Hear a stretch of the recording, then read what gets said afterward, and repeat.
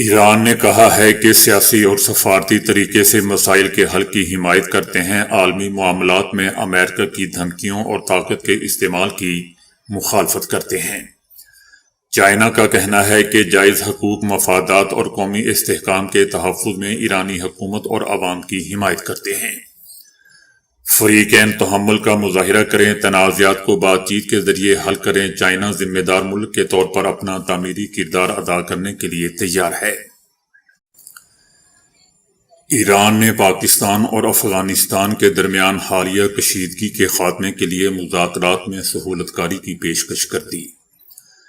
ایران کا کہنا ہے کہ مناسب ہے کہ افغانستان اور پاکستان اختلافات کو بات چیت سے حل کریں۔ پاکستان افغانستان بات چیت میں ایران سہولت اور باہمی تعاون کے فروغ کے لیے ہر ممکن مدد کو تیار ہے۔ ایران کا مزید کہنا ہے کہ ماہ مبارک رمضان ضبط نفس اور عالم اسلام میں یکجہتی کے فروغ کا مہینہ ہے۔ مناسب ہے کہ افغانستان اور پاکستان اختلافات کو حسن ہمسائیگی اور مکالمے سے حل کریں۔ دوسری جانب دوستو، روس نے بھی مطالبہ کیا ہے کہ پاکستان اور افغانستان فوری طور پر ایک دوسرے کے خلاف حملے روکیں اور دونوں ممالک اختلافات کو بات چیت سے حل کریں۔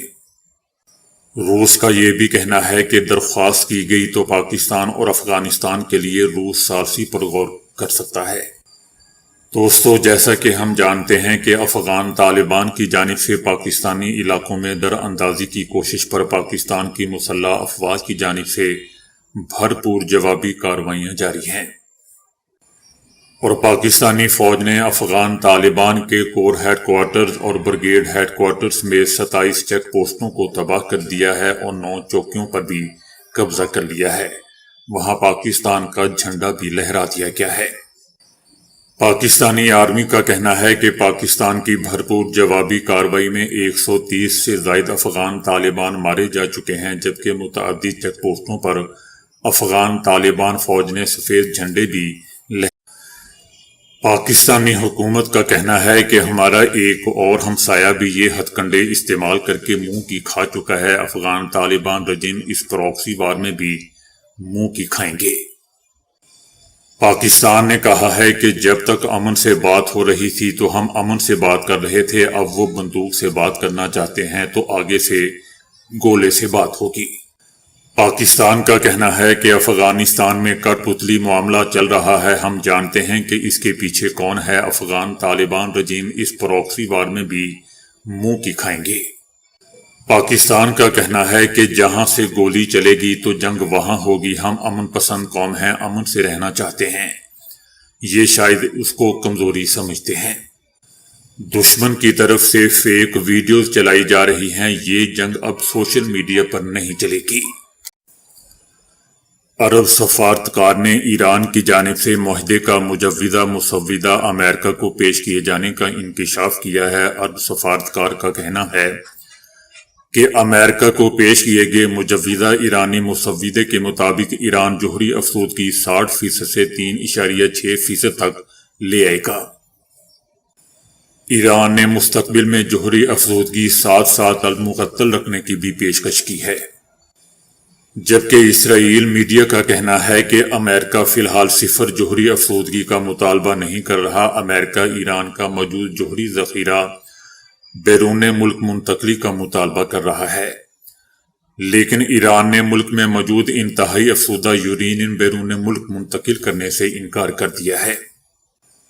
ایران نے انتہائی افسودہ یورینیم کم کرنے کی پیشکش کی ہے، جبکہ امریکہ ایرانی جوہری پروگرام 10 سال تک معطل کرنے کا مطالبہ کر رہا ہے۔ انٹرنیشنل میڈیا کا کہنا ہے کہ ایران پر امریکی فوجی حملے کا امکان دوبارہ بڑھ چکا ہے۔ پاکستانی فوج نے فتنۃ الخوارج کی ایبٹ آباد، صوابی اور نوشہرہ میں ڈرون حملوں کی کوششوں کو دوستوں ناکام بنا دیا ہے۔ افغان طالبان کے حمایت یافتہ فتنۃ الخوارج کی جانب سے ایبٹ آباد، صوابی اور نوشہرہ میں چھوٹے ڈرون سے حملوں کی کوشش کی گئی تھی۔ پاکستان کے اینٹی ڈرون سسٹم نے تمام ڈرونز کو بروقت نشانہ بنا کر گرا دیا اور تینوں واقعات میں کوئی جانی نقصان نہیں ہوا۔ ان واقعات نے دوستو ایک بار پھر افغان طالبان رجیم اور پاکستان میں تخریب کاری کے براہ راست روابط بے نقاب کر دیے ہیں۔ اس کے علاوہ ثوابی کے پابینی گاؤں میں ایک گرلز اسکول کے باہر دھماکہ ہوا ہے جس کے نتیجے میں ایک طلبہ زخمی ہوئی۔ اس حوالے سے ثوابی پولیس حکام کا کہنا ہے کہ دھماکہ مبینہ طور پر ڈرون کے ذریعے بارودی مواد گرا کر کیا گیا، جبکہ اس کی مزید تحقیقات جاری ہیں۔ امریکہ میں موجود مہنگائی اور معیار زندگی کے مسائل کے پیش نظر یورپی ممالک کے نرم ویزا قوانین اور ٹیکس مراعات امریکیوں کے لیے دوستو کشش بن چکے ہیں، جس کے بعد امریکی شہریوں کی ریکارڈ ہجرت دیکھنے میں آ رہی ہے۔